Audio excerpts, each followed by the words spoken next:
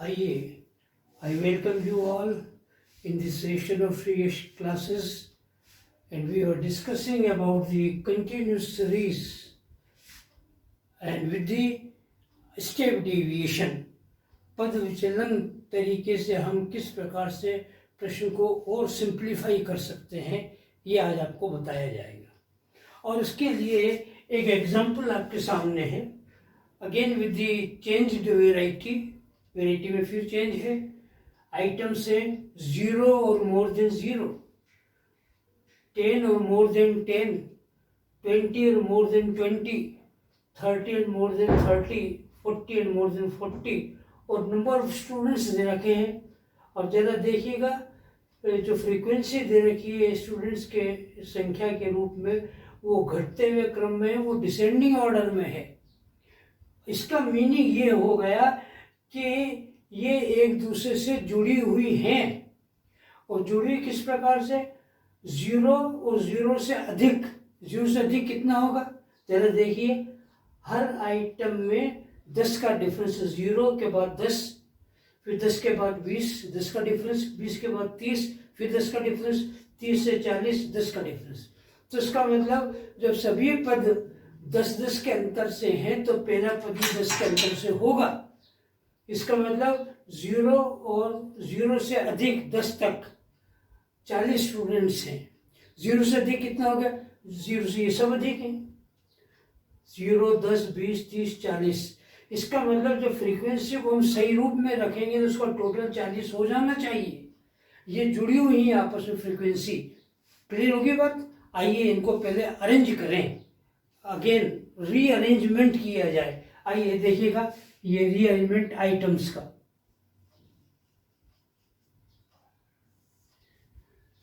Zero और more than 0, 0 और 0 से अधिक, तो ये 0 से अधिक होगा। हर में 10 का अंतर है, इसमें 10 का अंतर। 0 to 10, 10 और मोर देन 0, फिर 10 से अधिक कितना? फिर 10 से अधिक तो 20 होगा। तो ये 10 to 20, फिर कहता 20 और मोर देन 20, मोर देन 20 और फिर 10 और जोड़ दें तो 20 to 30। इसी प्रकार से 30 to 40, और अंत में होगा 40 to 50। ये इसका रीअरेंजमेंट हो गया। फिर फ्रीक्वेंसी को देखिएगा, खास तौर से number of students. More than 0 की संख्या है 40, तो मोर देन 0 तो ये सब हैं, तो इसका मतलब टोटल 40 होना चाहिए। अभी देखिएगा आगे, तो ये हो जाएगा 40 और उसके बाद 36, तो ये 36 बराबर 4। ये इसकी फ्रीक्वेंसी होगी, क्योंकि मोर देन 0 तो 40 है और मोर देन 10 है 36, तो 0 और 10 के बीच इन दोनों का अंतर होगा।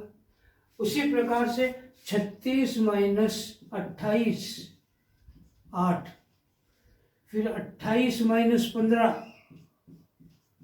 बराबर 13, फिर 15 माइनस 5 बराबर 10, और 5 माइनस नील, तो इसका मतलब ये हो जाएगा 5।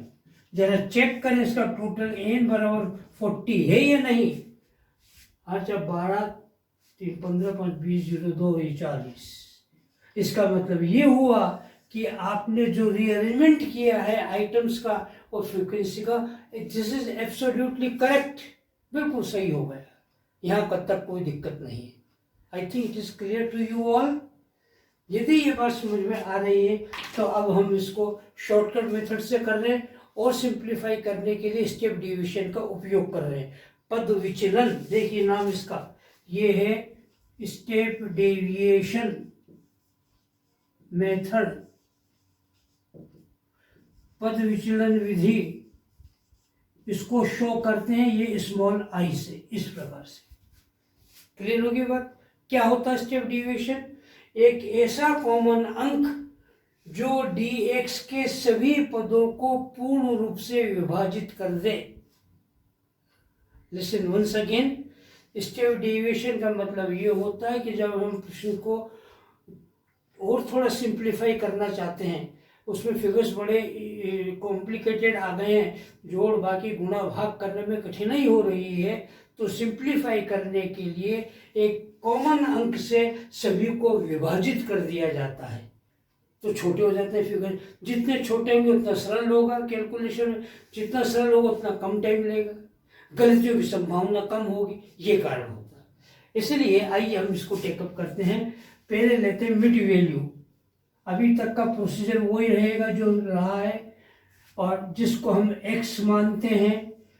0 और 10 को दोनों को जोड़ा, 2 का भाग दिया 5, 10 और 20 2 का भाग 15, 20 प्लस 30 2 का भाग 25, 30 प्लस 40 2 का डिवीजन 35, और 40 50 2 का डिवीजन 45। ये हो गया। इनको हम x कहेंगे। एज यूजुअल जैसे हम करते आए, फिर वापस आगे बढ़ेंगे और a मानेंगे इनमें से किसी एक को। हमने 25 को माना x, तो इससे dx ज्ञात करते हैं। x माइनस a dx का फॉर्मूला होता है, you know it very well. x 5 d minus 25, तो 5 माइनस 25 बराबर माइनस का 20। इसी से 15 माइनस 25 माइनस का 10, 25 माइनस 25 बराबर 0, 35 माइनस 25 प्लस के 10, 45 माइनस 25 प्लस के 20। यहां तक का कैलकुलेशन तो वही है जो अभी तक हम करते हुए आए हैं। अब देखिएगा स्टेप डेविएशन। यदि ये फिगर्स बड़े हों, कॉम्प्लिकेटेड हों, कैलकुलेशन करने में कठिनाई आ रही हो, तो और सिंप्लीफाई कर सकते हैं। कैसे करेंगे सिंप्लीफाई? इन आइटम्स में से किसी एक आइटम को ऐसे को छांट लें जो इन सभी को विभाजित कर सके, और वो हो सकता है इसमें 10 का भाग 20 में जाएगा, 10 में जाएगा, 0 में, 10 में, 20 में। तो ये हुआ हमारा i बराबर 10, और dx का रूप परिवर्तित होकर ये इस तरह से बनेगा, इसे कहेंगे dx डैश। ये डैश लगा देंगे, dx डैश हो गया। अब भाग दे रहे हैं 10 का 20 में, ये देखिएगा माइनस 20 बटे हुए 10 बराबर माइनस के 2, माइनस 10 बटे हुए 10 बराबर माइनस का 1, 0 बटे हुए 10 बराबर 0, 10 plus divided by 10 it is plus का 1, and 20 divided by 10 is plus का 2। ये देखिए फिगर इतने छोटे हो गए। This is known as step deviation method. यही एक परिवर्तन होगा, बाकी कोई चेंज नहीं। चले आगे। Okay, come on. Now the last column F D x को अब कहेंगे हम एफ डी एक्स डैश लगा देंगे, ताकि डैश लगाने का मतलब ये हो गया कि ये क्वेश्चन का सॉल्यूशन स्टेप डेविएशन मेथड से हुआ है। आइए, डी एक्स ये कहलाएगा, इसको गुणा करेंगे फ्रीक्वेंसी से, और फ्रीक्वेंसी आपके ये मानी जाएंगे। This is your frequency.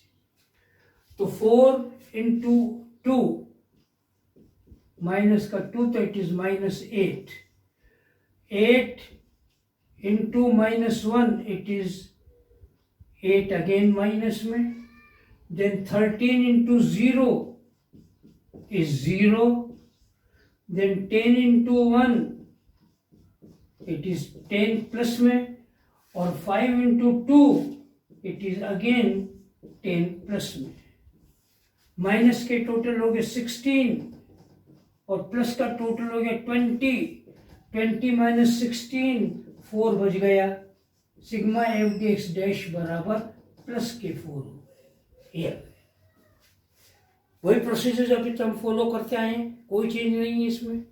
चलें आगे, देखिएगा इसका फॉर्मूला और कैलकुलेशन। देखिएगा formula, X bar is equal to A plus sigma F D X dash कहलाएगा, ध्यान रहे, अपॉन एन इंटू, अब हम आई का उपयोग कर रहे हैं, स्टेप डेविएशन से गुणा कर रहे हैं इसको, आई। ओके, आइए, ए हमने माना था 25 plus sigma F D x आता है प्लस के 4, अपॉन n इज 40, ये 40 इंटू i हमने माना था 10, ये रहा,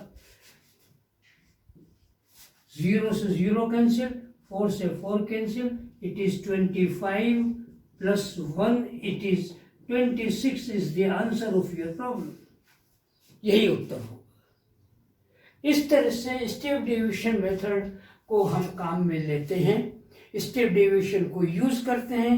it is used only when the calculations are lengthy and complicated, तो फिर हमें इसको काम में लेना होता है। प्रश्न परीक्षा में प्रश्न ये नहीं कहा जाता कि स्टेप डेविएशन से करें या ना करें, ये आपके विवेक पर, आपकी इच्छा पर निर्भर करता है, परंतु जानकारी होना बहुत ज़रूरी है, क्योंकि मैंने जैसे पहले भी बताया था कि क्वेश्चन की फ्रेमिंग इस तरह से होती है कि कोई पर्टिकुलर मेथड उसमें अप्लाई होता है और दूसरा नहीं होगा। आएंगे आगे के क्वेश्चन और टॉपिक्स में भी तो आपको पता लगेगा, इसलिए इसका उपयोग तो जानकारी में होना बहुत ज़रूरी है। हाँ, परीक्षा में प्रश्न आता है, आप उसे यूज़ करते हैं या नहीं करते हैं, ये आपके विवेक पर होता है।